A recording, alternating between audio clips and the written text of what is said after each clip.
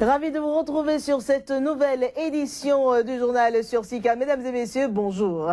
Le candidat du parti au pouvoir à l'élection présidentielle en Tanzanie devançait mardi ses adversaires, ce après un premier décompte des voix dont environ 10% des circonscriptions. Les résultats définitifs sont attendus jeudi. Selon la commission électorale nationale, John Magufuli est en tête dans les 27 premières circonscriptions sur 260 dans lesquelles le décompte a été effectué. Avec 455 454 voix, il devance son principal adversaire, Edouard Lowassa. Les deux personnalités briguent la succession de l'actuel chef de l'État, Jakaya Kikwete. Certains observateurs craignent que ce scrutin annoncé particulièrement serré ne débouche sur des violences post-électorales. Au Gabon, l'association Convergence pour l'Unité veut fédérer toutes les autres associations en soutien à Ali Bongo Ondimba. Ceci en prélude à la prochaine présidentielle. Une rencontre de mise au point pour formaliser l'idée de Hervé Ndong aboutit à la mise en place d'un bureau provisoire. Reportage avec notre correspondant au Gabon, Paul Avugundila. Voici le nouveau bureau de la plateforme d'associations devant soutenir Ali Bongo Ondimba à la présidentielle de 2016. Ce sont des hommes et des femmes issus de plusieurs organisations de tous bords politiques qui ont été choisis pour présider la plateforme. L'idée a germé dans le cerveau de cet homme, Hervé Ndong. Le président de l'association Convergence pour l'Unité écume déjà le pays d'actions multiformes en direction des personnes économiquement faibles au nom de Meksan Akrombe Sinkani, le directeur controversé de cabinet d'Ali Bongo Ondimba. Les gens parlent de la ClamGS, mais moi, chez moi, me bat. C'est quoi exactement la ClamGS? Qu'est-ce que je gagne? Il n'y a que quelqu'un qui a déjà bénéficié de la ClamGS ou bien qui connaît les mécanismes de la ClamGS qui peut venir nous entretenir. L'objectif n'est pas uniquement la présidentielle de 2016 ou encore moins les législatives de 2017, marque-t-elle l'initiateur. Il s'agit, poursuit-il, d'appuyer, en expliquant avec conviction les grandes réalisations du président de la République aux populations de l'arrière-pays, souvent peu ou pas du tout informées de ce qui se fait à la capitale et dans le reste du pays. Le message semble avoir été compris par les nouveaux partisans, lesquels le disent avec force et conviction. L'heure est au combat. Vous savez que nous sommes à quelques mois de l'échéance fatidique. Et nous pensons qu'aujourd'hui, il était bon et urgent que les associations qui sont en soutien au chef de l'État se retrouvent pour mettre en place cette plateforme, pour commencer à réfléchir sur les différentes stratégies. Les hostilités semblent définitivement lancées avec l'entrée en scène des ONG du pouvoir. L'opposition, toujours en campagne de sensibilisation de proximité depuis au moins 2 ans, sait désormais que sur le terrain, elle sera aux prises avec une majorité déterminée à faire passer ses idées. Les consultations électorales prochaines au Gabon s'annoncent donc véritablement palpitantes. Les résultats du scrutin présidentiel en Côte d'Ivoire sont enfin connus. Alassane Ouattara en sort vainqueur avec 83,66% des voix et sans surprise. Il sera suivi de Pascal Affi-N'Guessan, le représentant du Front populaire ivoirien, qui a obtenu 9,29% des suffrages. Eh bien, le taux de participation à cette élection est de 54,63%. Et bien sûr, en parlant toujours du grand gagnant de ce scrutin, Alassane Ouattara, qui est l'homme. Flashback sur son parcours à travers son portrait. Alassane Dramane Ouattara, souvent désigné sous ses initiales ADO, est né le 1er janvier 1942 à Dimbokro, localité située dans le centre de la Côte d'Ivoire, de Dramane Ouattara et de Adjana Bintou Cissé.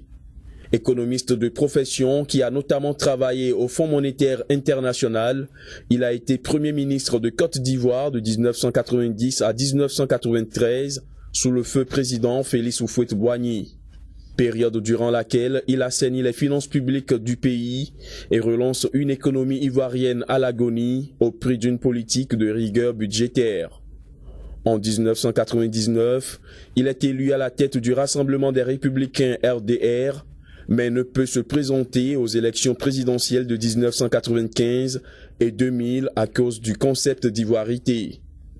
Candidat à l'élection présidentielle de 2010, il est élu président de la République avec 54,1% des voix selon la commission électorale indépendante et la quasi-totalité de la communauté internationale. Il exerce pleinement ses fonctions de chef d'État depuis l'arrestation de son adversaire Laurent Gbagbo, qui refusait de reconnaître sa victoire. Depuis lors, il conduit une politique visant à relancer l'économie du pays après une décennie de crise politico-militaire qui a débouché sur la grave crise post-électorale de 2010-2011. Alassane Ouattara fonde son bilan sur une vraie réussite économique durant son premier mandat. La Côte d'Ivoire, premier producteur mondial de cacao, a retrouvé une forte croissance d'environ 9% annuel entre 2012 et 2014, soutenue par un solide investissement public. Mais il est cependant critiqué pour son bilan en matière de réconciliation nationale, qui demeure nettement mitigé. Aucun cadre pro-Ouattara n'a été inquiété pour son rôle dans la crise post-électorale de 2010-2011, ce qui lui vaut d'être accusé d'entretenir une justice des vainqueurs. Mais face à une opposition divisée, Alassane Dramane Ouattara, avec le soutien du Parti démocratique de Côte d'Ivoire PDCI de Henri Konan Bédié, s'affiche comme le favori de la prochaine présidentielle ivoirienne. Du 25 au 30 novembre prochain, le pape François effectuera son tout premier voyage en Afrique.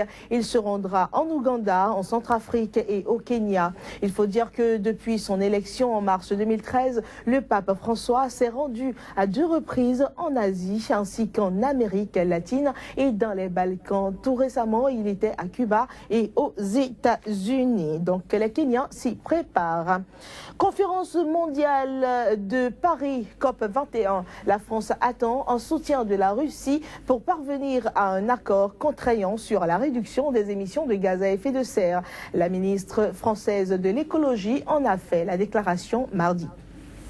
La COP 21 doit donner naissance au premier accord engageant 95 pays dans la réduction des émissions de gaz à effet de serre. C'est la principale condition pour parvenir à contenir le réchauffement climatique sous la barre des 2 degrés Celsius. Dans le cas contraire, les experts prédisent une multiplication des événements météorologiques extrêmes, une accélération dramatique de la fonte des glaciers ou de la montée du niveau des océans. En face des défis consistants qu'impose la conférence de décembre à Paris, il y a lieu de responsabiliser et d'impliquer davantage les grandes puissances. On attend d'abord un engagement fort qui consisterait à dire que la Russie s'engage dans la lutte contre le réchauffement climatique. Donc ça serait déjà un élément absolument clé. Ensuite, un soutien à un accord obligatoire, c'est un élément aussi très fort. Une contribution à l'ingénierie des financements. Le signal de l'engagement national de la Russie pour réussir la conférence de Paris, ainsi que d'autres pays qui s'engagent dans une transition énergétique et contribuent à la lutte contre le réchauffement climatique, est très important. Il est également question de mettre à contribution les acteurs du monde des affaires et de l'industrie, car ils ont beaucoup à gagner dans la réduction des émissions de gaz à effet de serre. Dans la Business Week, où il y avait des entreprises du monde entier qui sont enfin en train de réaliser que le coût de l'inaction est plus élevé que le coût de l'action et qu'en agissant pour lutter contre le réchauffement climatique, c'est une chance industrielle à saisir. Et ça, c'est très nouveau. Le coup d'envoi de la COP 21 sera donné par les chefs d'État. Puis, les délégations reprendront les négociations pendant plusieurs jours. L'événement est attendu du 30 novembre au 11 décembre prochain. Et les autorités mexicaines ont annoncé mardi avoir saisi lors de leur recherche du baron de la drogue en cavale, Joaquim El Capo Guzman, 11 avions légers dans l'état de Sinaloa. Le leader du cartel de Sinaloa s'est évadé par un tunnel de 1,5 km creusé sous sa douche et débouchant sur une bâtisse en construction le 11 juillet dernier. Son évasion d'une prison de haute sécurité près de Mexico a constitué créé un sérieux camouflet donc, pour le président Enrique Peña Nieto qui avait obtenu plusieurs succès notables en matière de lutte contre les cartels de la drogue en début de mandat. Depuis au moins 29 personnes ont été donc arrêtées dans le cadre de l'enquête sur son évasion, parmi lesquelles plusieurs fonctionnaires de la prison de Altiplano, près de la capitale, et son beau-frère également. Et voilà qui vient céder place à la revue de presse que nous retrouvons dans quelques secondes. Pour la revue de presse, nous retrouvons Kodjovi Ametonou déjà à nos côtés. Kodjovi, bonjour. Bonjour Claire Stéphane Sacramento. Nous démarrons par des nouvelles de la RDC. Il faut dire que la loi de finances publiques 2016 fait grand bruit, surtout s'agissant des prochaines élections. Vous avez raison Claire Stéphane Sacramento. Le projet de budget 2016 en République démocratique du Congo préoccupe aussi bien la population que la classe politique. Et à Radio Okapi, le projet de budget 2016 est réaliste, a affirmé Matata Ponyo.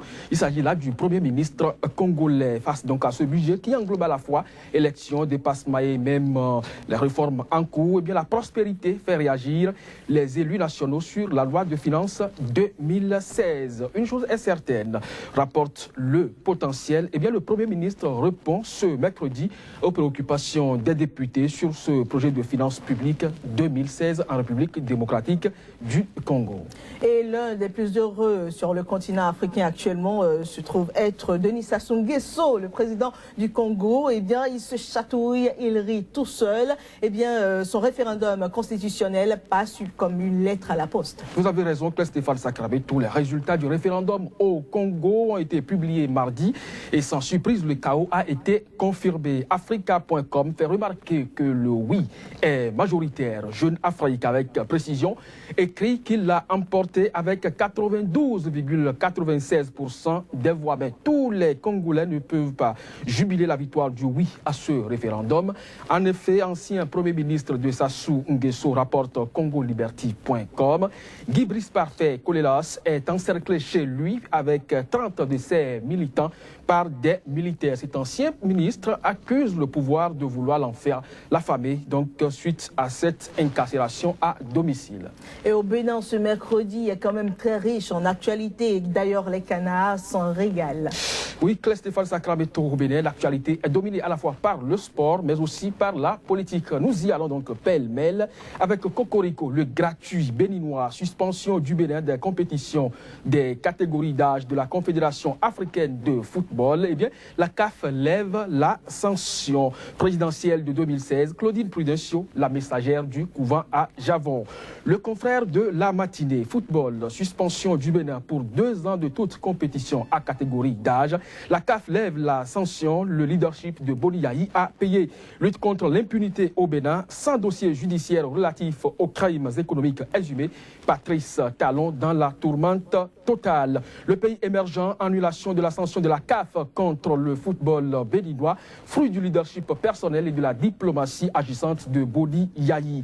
Conseil des ministres du 25 octobre, Boni Yayi déterre de vieux dossiers contre Patrice Talon. L'opinion aujourd'hui, Conseil des ministres du 23 et 25 octobre, Patrice Talon bientôt devant les tribunaux. Et puis le routier, de nouveaux griefs ressuscités contre Patrice Talon. Quel est alors le sens du pardon de Boni Yayi? Et puis supposée destitution du président de l'ADN d'arrêt, eh bien a été coulé toujours aux commandes avec la majorité absolue. Bon, voilà qui vient mettre un terme à cette édition de la revue de presse. Kodjovi Ametonou, merci d'avoir été des nôtres. C'est moi qui vous remercie. Je vous donne rendez-vous demain. Merci, ce sera toujours avec plaisir. C'est la fin de cette édition que nous vous remercions d'avoir suivi, mesdames et messieurs. Prenez soin de vous. À bientôt.